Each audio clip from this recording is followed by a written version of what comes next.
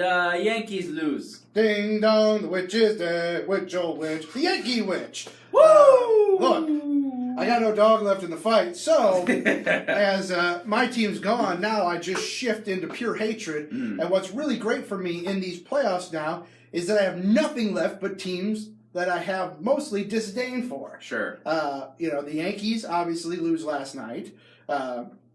The Red Sox have just, like everybody else in America, they've been so successful now for the last, 15 years. They're no longer a lovable loser type team like my Cubs have turned into. They're now just another team you hate because they're a machine. They just grind up the league. So I hate them. Right. I hate the Astros because they've got that big mouth that said there wouldn't be a World Series hangover for them. So I've been rooting for them to lose all year.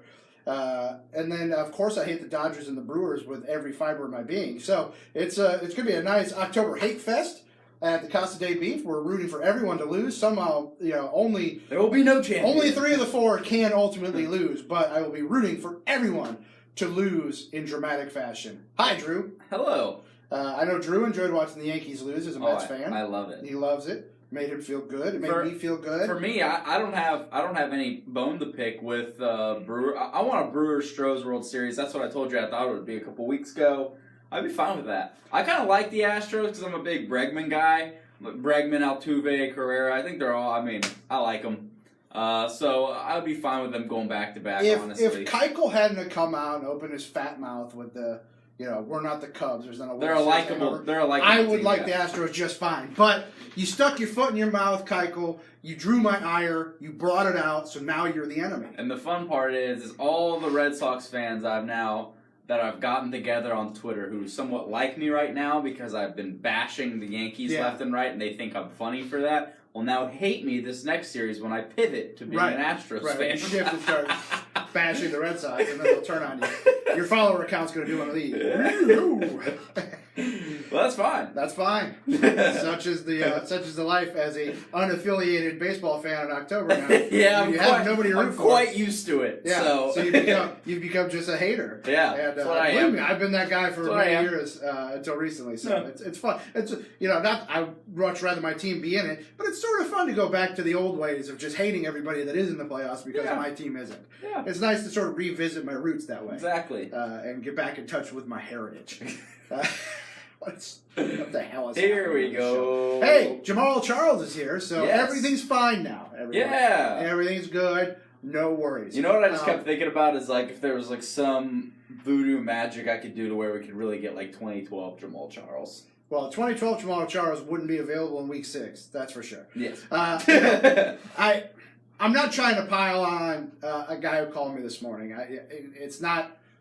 I'm not saying it was a bad question. I understand what he was trying to ask, but had a guy call me this morning off air in the 6 o'clock hour, and he said, he asked, is Jamal Charles going to play this week? I said, we don't know yet. It's kind of to be determined. And he said, are the Jags going to unleash Jamal Charles? Unleash? And I said, not a great word. Not the best choice of words because he's a 31-year-old running back who is still a street free agent in Week 6. Look, if that guy had anything left to unleash, somebody would have found it and unleashed. Jamal Charles will be bridging the gap until we get Fournette back. He'll take 15 to potentially 20 snaps away so Yeldon doesn't have to play 1,000 snaps a game. Right. And that's it. Right. He's going to be like Corey Grant. You sat there and you were like, oh, I feel like we don't see Corey Grant very much. That's how Jamal Charles is going to be. He's going to be, he'll probably get the second most snaps after Yeldon. Yes. And then, he's not here to take it 25 times and go for 100 yards. He's here to run 15 snaps and be a change-up stylistically. Maybe he'll have one big carry a game. You're like, oh, that was nice. Look, he last year in Denver it was limited carries, but he did average 4.3 yards a carry, 4 plus a carry. So I'm not saying he'll do that again, but especially with how beat up this offensive line is. But if he could still give you 3+ a pop and be a productive second running back, like you said, for a few weeks until Leonard Fournette comes back and is healthy, then great. And then my guess is they'll keep one of the two of Jamal Charles or the David Williams guy. Yeah, and if Charles is running well, then why not? He's an experienced guy. Sure. And if he's your third guy, then you're feeling really great. Sure. If everyone's healthy and he's your third guy, then terrific. The thing is I guess the Williams guy is seen as more of the thumper. Like he's a 6'1", 230 type back. And look, Charles is 6 feet, 199. He's not a little guy, but he's not a hammer like Leonard Fournette was. Right. So, yeah, but he if memory serves me, because it's been a while since we've seen peak Jamal Charles, but at his best, he was at least a guy who found a lane and ran north and south. Yeah, he's shifty, but he wasn't afraid to lower the shoulder. Right, or anything like that. and T.J. Yeldon, what serves him best is not being that guy. T.J. Yeldon is best bouncing it out and finding a lane. That's when Yeldon's at his best, at his most productive, and also in the screen game, catching passes. That's when Yeldon is at his best. So if Jamal Charles can be a compliment, that can be a guy who can just take it up the gut and make some things happen. Because at 31, he's probably not as shifty as he used to be. So he's probably going to have to be a guy, a single read, find a lane, and go to it. Yeah. And if he's that guy and if he can do that productively, then great. But you're not going to get out of him what the Redskins have gotten out of Adrian Peterson. No. And frankly, what the Redskins have gotten out of Peterson is an aberration. Yeah, that doesn't happen. No. When you sign a dude who's that age and who's been around as long as he had, I suspected and expected Washington 2 kid, New Orleans Adrian Peterson, Arizona Adrian Peterson. Yes. What they've gotten so far is a little bit of Adrian Peterson. Right, they've got an AP for something. I don't think he could do it all year. He already got his shoulder dinged up in the last game. He won't miss time, but you wonder how long before just father time and attrition brings Adrian Peterson back to earth. But it's been incredible so far what he's been able to do for the Redskins. If Jamal Charles can do that, then hey, we'll see you in Atlanta. That'd be great. We're not expecting Jamal Charles to come in and set the world on fire. That's for sure. But we just want him to be serviceable. At 31, with a lot of mileage on those tires, we just want him to be serviceable. And you know what? And don't get hurt. And here's the other good thing as we approach the team under 20% battery. 20% battery warning, gang. This could be an abbreviated edition of After Trade. When we get to the 10-minute, the 10%, that's time to sign off. The good and the bad about Jamal Charles, you can see that's a pro work on, is he's a name, right? Like, people know who Jamal Charles is, so in one sense, fans are like, wow, all right, we went out and got somebody. Sure. In the other sense, fans might expect a little too much. Well, and look, I mean, it's not like they didn't kick the tires on dudes. They brought Charles in. They brought in... Heard they were making some phone calls to Minnesota as well, right, seeing if they could get Boone or well, and remember we talked about Davis. We talked about how there was rumors that they were communicating with Detroit too, because they also have a litany of running backs.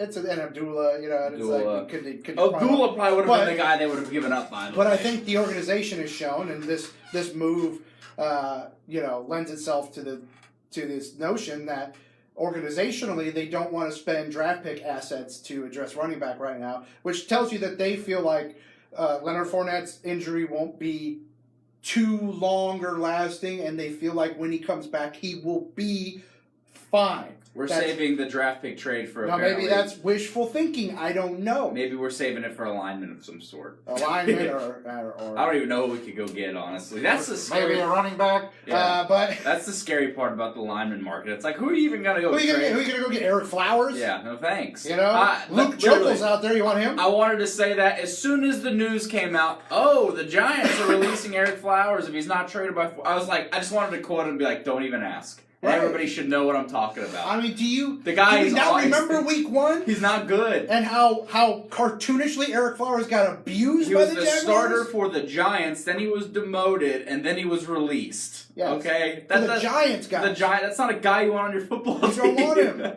That's the thing. At this stage of the season, and that's why you can't expect too much out of Jamal Charles. If dudes are available now, there's a reason. There's no diamonds in the rough right now. Everybody does their homework. Everybody knows what's out there. So when you're signing guys now off the street, it's desperation. So you can't expect too much out of Jamal Charles. But if you expect him to be serviceable, then hopefully he can do that. Yeah, Coleman from Atlanta would have been awesome. Right, but again, the organization, I agree with you, Matthew, but again, the organization obviously has shown they don't want to spend that draft pick collateral to address this running back spot. And it makes sense because the guys that are currently on the roster are a first-round pick and an early second-round pick. They have spent significant draft capital on the running back position. They don't want to spend more stopgap the running back spot. It also kind of remains to be seen how willing Atlanta would have been to give up a guy like Tevin Coleman, like he said. Well, and this year would be the year to do it because they're obviously and it's his last in a down year. He's at the end of his contract. Yeah, you might be able to swoop in and get that guy. Whereas somebody called me and said, "Hey, why don't they call the Saints about Mark Ingram, bro?"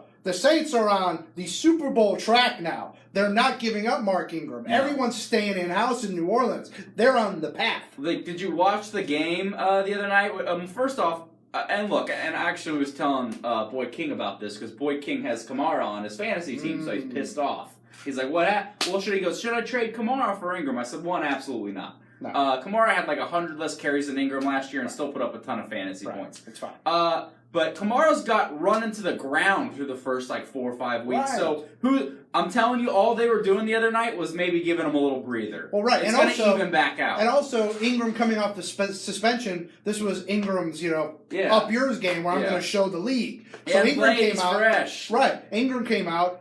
Hair on fire, wanting to prove. And out of the gates, by the way, so you ride that guy. Out of the gates, they're beating the hell out of the Redskins. Right. Why not give Kamara a break? Let the fresh dude come in there and ground him down. That's what happened. That's what happened. You can't panic about that if you're a fantasy owner with Alvin Kamara. Yeah. Alvin Kamara is still the lead back in New Orleans. Yes. But if you're New Orleans, you're thinking Lombardi Trophy, and you're not giving up.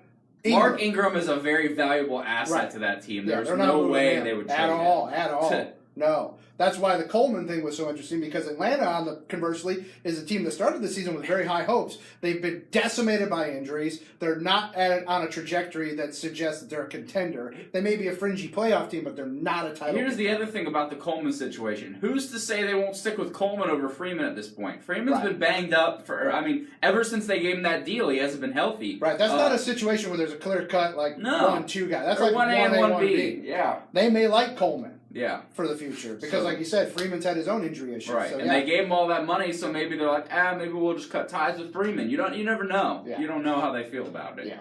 Bottom line is, this suddenly becomes a massive game Sunday in Dallas, because the Jags, after getting their asses handed to them in Kansas City, desperately need a win to change the vibe and the feelings within that building right now, and the feelings within the fan base, who, understandably so, is a little, the sky is falling after the team gets wrecked and they lose more guys to injury, and there's a mild sense of panic within the Jaguar fan base. And conversely, you've got Dallas, who is in a very similar position, Drew, feeling like they need a win desperately. Jerry Jones is coming out talking his usual nonsense. They feel like it's a game they need to win to possibly save Jason Garrett's job. So Dallas is going to come out guns blazing as well. Dallas is not a very good team, but they still have dangerous pieces. Defense is all right. Their defense is all right. They still have Zeke. They still have that offensive line. They still have guys. Dak is not obviously what he was his rookie year, but he's still a dual threat guy, and he's still reasonably dangerous. They have no receivers in Dallas. I mean, Allen Hurns is their best guy. So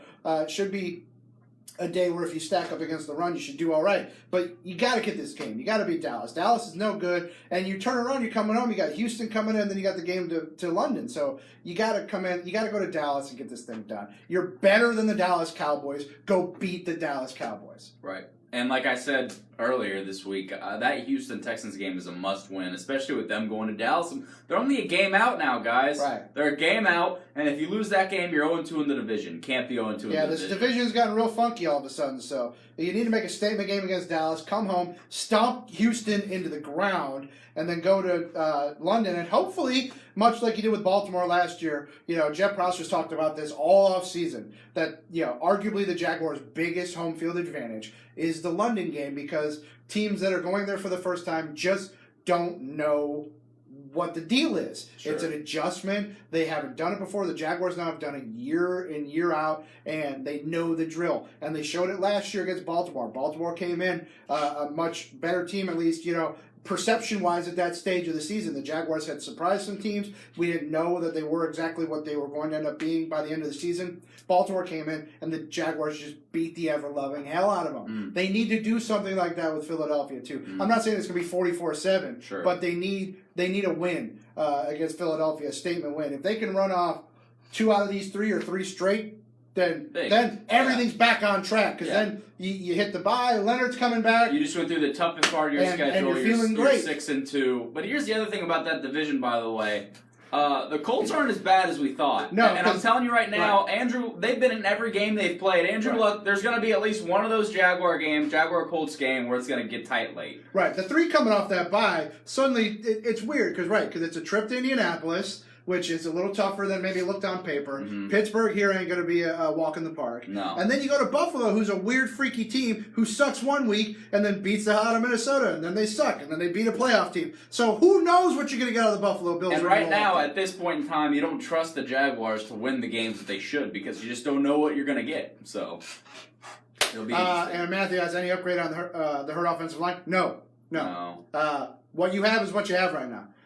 It is what it is. Guys are going to have to step up. Guys are going to have to make things happen. Jeremy Parnell has to have a better game. He had the worst game of his life Sunday. He has to play better.